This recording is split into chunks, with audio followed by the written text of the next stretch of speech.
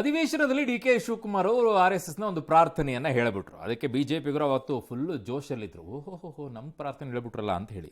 ಸ್ವಪಕ್ಷದಿಂದ ಅಷ್ಟೇ ಅಲ್ಲ, ಈಗ ಟೀಕೆ ಆಕ್ಷೇಪಗಳನ್ನೆಲ್ಲ ಅನುಭವಿಸಬೇಕಾಯಿತು. KPC ಅಧ್ಯಕ್ಷರಾಗಿ ಹೀಗೆ ಮಾಡಿದ್ದೆಲ್ಲ ಸರಿಯಲ್ಲ ಅಂತ ಟೀಕೆಗಳೆಲ್ಲ ಬಂತು. ಇವತ್ತು ಕ್ಷಮೆ ಕೇಳಿಬಿಟ್ಟಿದ್ದಾರೆ ಅವರು. ಇವತ್ತು ಸುದ್ದಿಗೋಷ್ಠಿ ಎಲ್ಲ ಮಾಡಿದ್ರು. ಅಸೆಂಬ್ಲಿಯವರು ಬಿಜೆಪಿಯವರು ಮಾತನಾಡಿದಾಗ ಅವರ ಪಕ್ಷದ ಸಿದ್ಧಾಂತ ಅರಿವಿದೆ ಅಂತ ಕಾಲೆಳೆದೆ ಅಷ್ಟೇ. ಇದರಿಂದ ತಪ್ಪಾಗಿದ್ರೆ ನಮ್ಮ ಕಾರ್ಯಕರ್ತರು ಕ್ಷಮೆ ಕೇಳ್ತೀನಿ ಅಂತ ಅಂದಿದ್ದಾರೆ. ಈಗ ಹಲವು ಪ್ರಶ್ನೆಗಳು ಬರ್ತಾ ಇದೆ. ನೋಡಿ ಏನು ಹೇಳಿದ್ದಾರೆ ಇವತ್ತು. All the congressmen, all Congress karyakarttage, for all the congressmen are who are people of any friends. There are many political party friends of India Alliance. They may be heard, they may love me. I still, if you feel that I have done a mistake which I have not done, still I am ready to apologize, seek your guidance on this. ಎಲ್ಲರೂ ಕೂಡ ಯಾರ ಮನಸ್ಸಿಗೂ ನೋಯಿಸ್ಲಿಕ್ಕೆ ನನಗೆ ಇಷ್ಟ ಇಲ್ಲ. I will die as A Congress man ಅಂತ ಹೇಳಿ ಕಾಂಗ್ರೆಸ್ ಒಳಗಡೆ ನಿಂತ್ಕೊಂಡು ಅವತ್ತಿನ ಕಾಲದಲ್ಲಿ ರಾಜಕಾರಣ ಮಾಡ್ಕೊಂಡು ಬಂದ. I stand committed.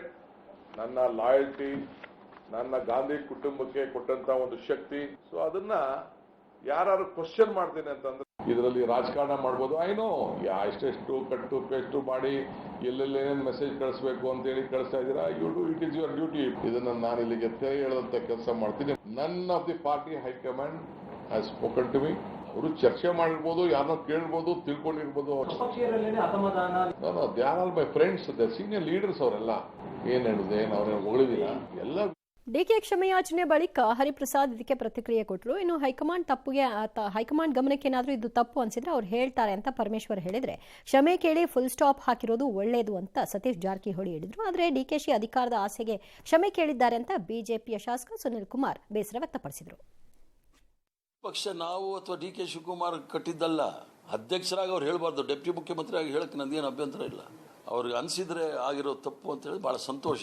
ನಾನು ಕಾಂಗ್ರೆಸ್ ಪಕ್ಷದ ಸಿದ್ಧಾಂತ ಬಂದ್ರೆ ಯಾರ ಜೊತೆನೂ ನಾನು ರಾಜಿ ಆಗೋನಲ್ಲ. ಆದ್ರೂ ತಪ್ಪಾದ್ರೆ ತಪ್ಪು ಅಂತ ಹೇಳ್ತೀನಿ, ಸರಿ ಅಂದ್ರೆ ಸರಿ ಅಂತ ಹೇಳ್ತೀನಿ. ರಾಜಣ್ಣ ಅವರು ಕೆಲವು ವಿಚಾರಗಳನ್ನ ಹೇಳಿದ್ದಾರೆ ವಿನಃ ಅದು ತದ್ವಿರುದ್ಧವಾಗಿ ಕಂಡಿರಬಹುದು. ಒಬ್ಬೊಬ್ರು ಒಂದೊಂದು ಹೇಳಿಕೆ ಕೊಡ್ತಾರೆ. ಅದನ್ನೆಲ್ಲ ನಾವು ವಿಶ್ಲೇಷಣೆ ಮಾಡ್ಕೊಂಡು ಕೂತ್ಕೊಳ್ಳಕ್ ಹೋಗೋದಿಲ್ಲ. ಪಕ್ಷ ಹೈಕಮಾಂಡ್ ಅಂತ ಯಾಕಿದೆ, ಅವರು ಇಂಥದ್ದನ್ನೆಲ್ಲ ಗಮನಿಸ್ತಾರೆ. ಅವ್ರು ಏನು ಸೂಚನೆ ಕೊಡಬೇಕು, ಯಾರ್ಯಾರಿಗೇನು ಸೂಚನೆ ಕೊಡಬೇಕು ಕೊಡ್ತಾರೆ. ಇಲ್ಲ, ನಾನು ಕೂಡ ಅದು ಅವ್ರ ವೈಯಕ್ತಿಕ ಅಭಿಪ್ರಾಯ ಅಂತ ಹೇಳಿದ್ದೆ. ಸೊ ಅದು ಹೇಳಿದ್ದು ಒಳ್ಳೇದು. ಯಾಕಂದ್ರೆ ಇಲ್ಲಾಂದ್ರೆ ಅದು ಹಾಗೆ ಮುಂದೆ ಬರ್ತಾ ಇನ್ನೂ ವಿಕೋಪಕ್ಕೆ ಹೋಗ್ತಾ ಇತ್ತು. ಸೊ ಅದಕ್ಕೆ ಹೇಳಿ ಒಂದು ಫುಲ್ ಸ್ಟಾಪ್ ಮಾಡಿದ್ದು ಒಂದು ರೀತಿಯಿಂದ ಪಕ್ಷದ ದೃಷ್ಟಿಯಿಂದ ಒಳ್ಳೇದೇ. ಡಿ ಕೆ ಶಿವಕುಮಾರ್ ಅವರು ಸಂಘದ ಪ್ರಾರ್ಥನೆಯನ್ನು ಹೇಳಿದ್ದಕ್ಕೆ ಇನ್ಯಾವುದೋ ಒತ್ತಡ ಬಿತ್ತು ಅನ್ನುವ ಕಾರಣಕ್ಕೆ ಕ್ಷಮೆಯನ್ನು ಕೇಳಿರುವಂಥದ್ದು ಅತ್ಯಂತ ದುರಂತದ ಸಂಗತಿ. ನೀವು ಗಾಂಧಿ ಕುಟುಂಬಕ್ಕೆ ನಿಷ್ಠರಾಗಬೇಕು ಅನ್ನುವಂಥದ್ದಲ್ಲ. 88 kg ಇದ್ದವರು ಈಗ 72 kg ಬಂದಿದ್ದಾರೆ. ಅಂದ್ರೆ 16 kg ವೆಯ್ಟ್ ಲಾಸ್ ಮಾಡ್ಕೊಂಡಿದ್ದಾರೆ. ಮೊದಲ ದಪ್ಪ ಬಾಳದಿ, ಎಷ್ಟು ಮೇಯ್ ಬಿಟ್ಟಿದಿ, ಎಷ್ಟು ದಪ್ಪದಿ ಅಂತೇಳಿ ನನ್ಗೆ ಹಾಸ್ ಮಾಡ್ತಿದ್ದು. ಈಗಿಲ್ಲ, ಈ ಸಲ ಬಾಳ ಸಣ್ಣ ಹುಡುಗಿಗತೆ ಕಾಣತ್ತೆ ಅಂತ ನನಗೆ ಜನರು ಅಂತ. ಇದಕ್ಕೆ ಯಾವ ಸೈಡ್ ಎಫೆಕ್ಟ್ ಇಲ್ಲ. ನನಗೆ ಜೀನಿ ಸ್ಲಿಮ್ ತಗೊಂಡ್ ಫುಲ್ ಖುಷಿ ಇದನ್ನೀಗ. ನಂಗೆ ಇರುವಂಥದ್ದು ಪ್ರಶ್ನೆ ಇದರಲ್ಲಿ ಇಷ್ಟೇ. ವಿಧಾನಸೌಧದಲ್ಲಿ ಪಾಕಿಸ್ತಾನದ ಬಗ್ಗೆ ಜೈಕಾರವನ್ನು ಕೂಗಿದ್ರು. ವಿಧಾನಸೌಧದಲ್ಲಿ ಪಾಕಿಸ್ತಾನದ ಜೈಕಾರ, ಅದಕ್ಕೆ ತನಿಖೆಯನ್ನ ಕೂಡ ಮಾಡಿಸಿದ್ರೆ FSLನಲ್ಲಿ ಹೌದು ಅಂತಾನು ಕೂಡ ಬಂತು. ಅದನ್ನ ಚಾರ್ಜ್ ಶೀಟ್ ಕೂಡ ಇನ್ನೂ ಫ್ರೇಮ್ ಮಾಡಿಲ್ಲ. ಆ ವಿಚಾರದಲ್ಲಿ ಕಾಂಗ್ರೆಸ್ ನಾಯಕರ ಸ್ಟ್ಯಾಂಡ್ ಏನಿತ್ತು ನಿಮ್ದು?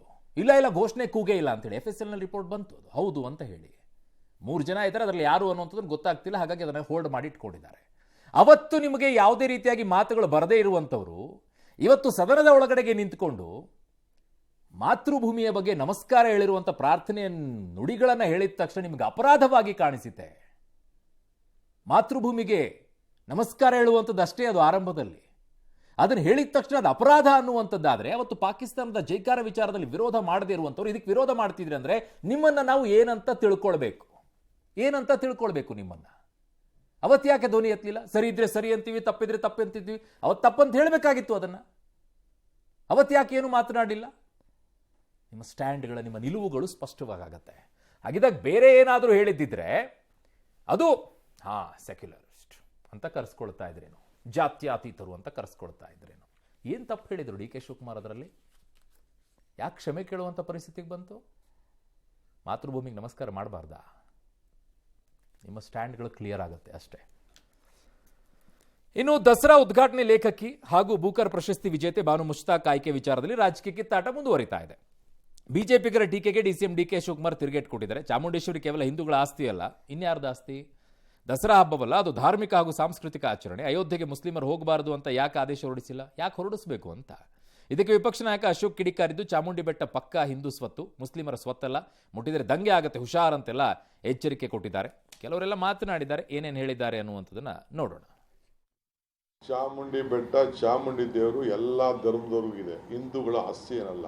ಎಲ್ಲ ಸಮಾಜದವರು ಚಾಮುಂಡಿ ಬೆಟ್ಟಕ್ಕೆ ಹೋಗ್ತಾರೆ. It is A secular country. ಸಂವಿಧಾನ, ಎಲ್ಲರಿಗೂ ಕೂಡ ರಕ್ಷಣೆ ಇದೆ, ಎಲ್ಲರಿಗೂ ಕೂಡ ಸ್ವಾಗತ ಇದೆ.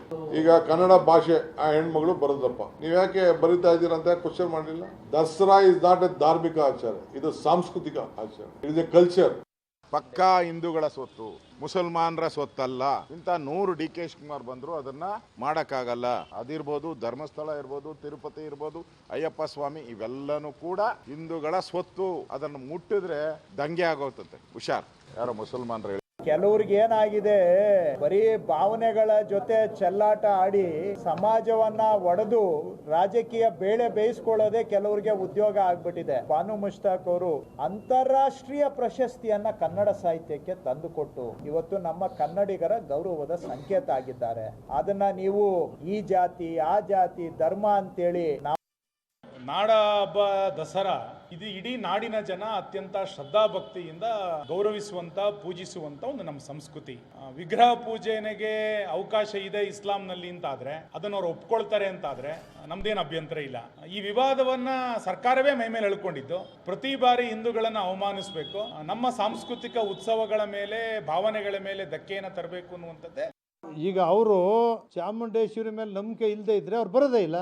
ಮುಖ್ಯಮಂತ್ರಿಗಳಿಗೆ ಅಧಿಕಾರ ಕೊಟ್ಟಿದ್ದೀವಿ, ಉದ್ಘಾಟನೆಗೆ ಕರ್ಕೊಂಬರ್ತಕ್ಕಂಥ ತೀರ್ಮಾನ ಮಾಡ್ತಕ್ಕಂಥ ಅಧಿಕಾರ ನಿಮ್ಗೆ ಕೊಟ್ಟಿದೆ, ಅದನ್ನು ನೀವು ಮಾಡಬೇಕು ಅಂತೇಳಿ ಅವ್ರಿಗೆ ವಹಿಸ್ಬಿಟ್ಟಿದ್ದೀವಿ. ಅದರಿಂದ ಚಾಮುಂಡೇಶ್ವರಿ ತಾಯಿ ನನ್ನನ್ನು ಕರೆಸ್ಕೊಳ್ತಾ ಇದ್ದಾಳೆ ಮೈಸೂರಿಗೆ. ಕರ್ನಾಟಕ ಸರ್ಕಾರವು ಉದ್ಘಾಟನೆಯ ಸಲುವಾಗಿ ಸ್ವಾಗತಿಸಿದರೆ ನನ್ನ ಅನಂತ ಅನಂತ ಧನ್ಯವಾದಗಳು. ಯದುವೀರ್ ಅಂತಹವರ ಸಂತತಿ ಜಾಸ್ತಿ ಆಗಲಿ ಅಂತ ಅಪೇಕ್ಷೆ ಪಡ್ತೀನಿ. ಒಬ್ಬರು ಅಥವಾ ಇಬ್ಬರ ನೆಗೆಟಿವಿಟಿಗೆ ನಾನು ಯಾಕೆ ಪ್ರತಿಕ್ರಿಯೆಗಳನ್ನ ಕೊಡಬೇಕು? ಆದರೆ ಅವ್ರ ಸಂತತಿ ಜಾಸ್ತಿ ಆಗುತ್ತೋ ಆಗಲಿ ಅನ್ನುವಂಥದ್ದು ಬೇರೆ ವಿಚಾರ. ಬಟ್ ಇಲ್ಲಿರುವಂಥದ್ದು ಮೂರ್ತಿ ಪೂಜಕರಲ್ಲ, ಇರುವಂಥದ್ದು ಅಷ್ಟೇ. ಮುಸ್ಲಿಮರು ಮೂರ್ತಿ ಪೂಜಕರ ಆರಾಧಕರಲ್ಲ. ನೀವು ಹೇಗೆ ಚಾಮುಂಡೇಶ್ವರಿಯ ಪೂಜೆಯನ್ನು ನೆರವೇರಿಸ್ತೀರಾ ಅನ್ನುವಂಥದ್ದು ಅಷ್ಟೇ ಇರುವಂಥದ್ದಲ್ಲ ಪ್ರಶ್ನೆ. ಅದು ನೀವು ನಂಬುವಂಥದ್ದಾದರೆ ಸ್ವಾಗತ ಇದೆ ಅದರಲ್ಲಿ. ನಂಬದೇನೆ ಒಳಗಡೆಗೆ ನಾವು ಬೇರೆ ಇದ್ದೀವಿ, ಹೊರಗಡೆಗೆ ಮಾತ್ರ ತೋರಿಕೆ ಬೇರೆ ಅಂತಂದಾಗ ಅದು ಭಾವನೆಗಳಿಗೆ ಧಕ್ಕೆ ಆಗುತ್ತೆ. ಆಮೇಲೆ ಇಲ್ಲಿ ಮುಖ್ಯವಾಗಿ ಭುವನೇಶ್ವರಿ ಪರಿಕಲ್ಪನೆ ಬೇರೆ. ಅಂದರೆ ಕರ್ನಾಟಕದ ನಾವು ಏನು ಕರಿತೀವಿ ಕರ್ನಾಟಕ ಮಾತೆಯನ್ನ, ಭುವನೇಶ್ವರಿಯ ಪರಿಕಲ್ಪನೆ ಬೇರೆ, ಅದರ ಜೊತೆಗೆ ಚಾಮುಂಡೇಶ್ವರಿಯ ಪರಿಕಲ್ಪನೆ ಬೇರೆ. ಯಾಕೆ ಅಂತಂದ್ರೆ ಪೀಠಗಳಲ್ಲಿ ಒಂದು ಚಾಮುಂಡೇಶ್ವರಿ, ಪಾರ್ವತಿ ದೇವಿಯ ಅಷ್ಟಪೀಠಗಳಲ್ಲಿ ಒಂದು ಚಾಮುಂಡೇಶ್ವರಿ ಇರ್ತಾರೆ. ಅದನ್ನು ಧಾರ್ಮಿಕ ಸ್ವತ್ತು ಅಲ್ಲದೆ ಇನ್ನೇನಂತ ಕರಿಬೇಕು ಮಾನೇಡಿ ಕೆ ಶಿವಕುಮಾರ್ ಅವರೇ? ಸಾಂಸ್ಕೃತಿಕ ಆಚರಣೆ ಅಂತಾರೆ. ಹೆಂಗ್ ಕರಿತೀವಿ ನೀವು? ಪೂಜೆ ಆಗೋದು ಏನಲ್ಲಿ? ಭಾರತೀಯ ನೌಕಾಪಡೆಯು ನೌಕಾಶಕ್ತಿಗೆ ದೊಡ್ಡ ಉತ್ತೇಜನ ನೀಡುವ ನೀಲಗಿರಿ ವರ್ಗದ 2 ಯುದ್ಧ ನೌಕೆಗಳನ್ನು ನಿಯೋಜಿಸಿದೆ.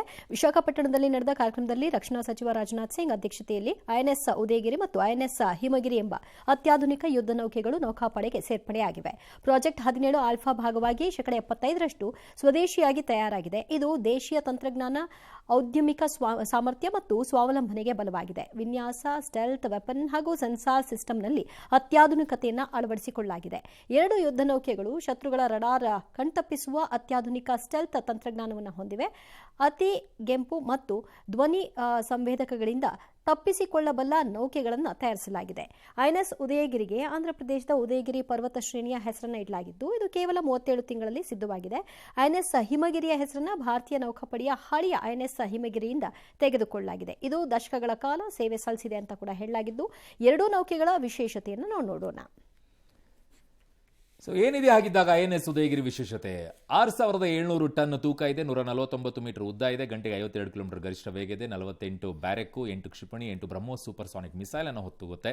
2 ಹೆಲಿಕಾಪ್ಟರ್ಗಳು ಕಾರ್ಯನಿರ್ವಹಿಸಬಹುದು. ಇದರಲ್ಲಿ ಉದಯಗಿರಿ ತಯಾರಿಕೆಗೆ 21,000 ಕೋಟಿ ವೆಚ್ಚ ಆಗಿದೆ. ಮುಂಬೈನ ಮಜಗಾಂವ್ ಡಾಕ್ ಶಿಪ್ ಬಿಲ್ಡರ್ಸ್ನಿಂದ ಇದು ನಿರ್ಮಾಣವಾಗಿರೋದು. ಇನ್ನು ಐಎನ್ಎಸ್ ಹಿಮಗಿರಿ, ಒಂದು ಉದಯಗಿರಿ, ಇನ್ನೊಂದು ಹಿಮಗಿರಿ. ಇದರ ವಿಶೇಷತೆ ಏನು ಅಂತ ನೋಡೋದಾದ್ರೆ, ಹಿಮಗಿರಿಯದ್ದು 6,700 ಟನ್ ತೂಕ ಇದೆ, 149 ಮೀಟರ್ ಉದ್ದ ಇದೆ, ಗಂಟೆಗೆ 52 ಕಿಲೋಮೀಟರ್ ವೇಗ ಇದೆ, 32 ಬ್ಯಾರೆಕ್, 8 ಕ್ಷಿಪಣಿ, 8 ಬ್ರಹ್ಮೋಸ್ ಸೂಪರ್ಸಾನಿಕ್ ಮಿಸೈಲ್ ಇದೆ, 2 ಹೆಲಿಕಾಪ್ಟರ್ಗಳು ಕಾರ್ಯನಿರ್ವಹಿಸಬಹುದು. ಎಲ್ಲವೂ ಕೂಡ ನಾರ್ಮಲ್ ಆಗಿದೆ. ನೌಕಾ ಸ್ಫೋಟಕ್ಕೆ ಮತ್ತೆ ಅತ್ಯಾಧುನಿಕ ತಂತ್ರಜ್ಞಾನ, ಅಂದರೆ ಎರಡೂ ಕೂಡ ಕಾಮನ್ ಆಗಿದೆ. ಹಿಮಗಿರಿ ತಯಾರಿಕೆಗೆ 19,294 ಕೋಟಿ ರೂಪಾಯಿ ಖರ್ಚಿದೆ. ಕೋಲ್ಕತ್ತಾದ ಗಾರ್ಡನ್ ರೀಚ್ ಶಿಪ್ ಬಿಲ್ಡರ್ಸ್ನಿಂದ ಇದು ನಿರ್ಮಾಣವಾಗಿದೆ. ಎರಡೂ ನೌಕೆಗಳಲ್ಲೂ ಕೂಡ ಮೀಡಿಯಂ ರೇಂಜ್ ಮಿಸೈಲ್ಗಳು, 76 mm gun, anti submarine system, underwater weapon system ಕೂಡ ಇದರಲ್ಲಿದೆ. ಇದರಲ್ಲಿ ಹೆಮ್ಮೆ ಪಡಬೇಕಾಗಿರುವಂಥದ್ದು 75% ಸ್ವದೇಶಿಯಾಗಿ ತಯಾರಾಗಿರುವಂಥದ್ದು. ಇದರಲ್ಲಿ ನಮಗೆ ಸಂತಸವನ್ನು ತಂದುಕೊಡುವಂಥ ಕೆಲಸ. ನಾಳೆ ಮುಂದೊಂದು ದಿನ ಭಾರತ ಈ ವಿಚಾರದಲ್ಲಿ ಪ್ರಬಲವಾಗಿ ನಿಂತ್ಕೊಳ್ಳುತ್ತೆ ಅನ್ನೋದಕ್ಕೆ ಆರಂಭದ ಲಕ್ಷಣಗಳಿವೆಲ್ಲವು.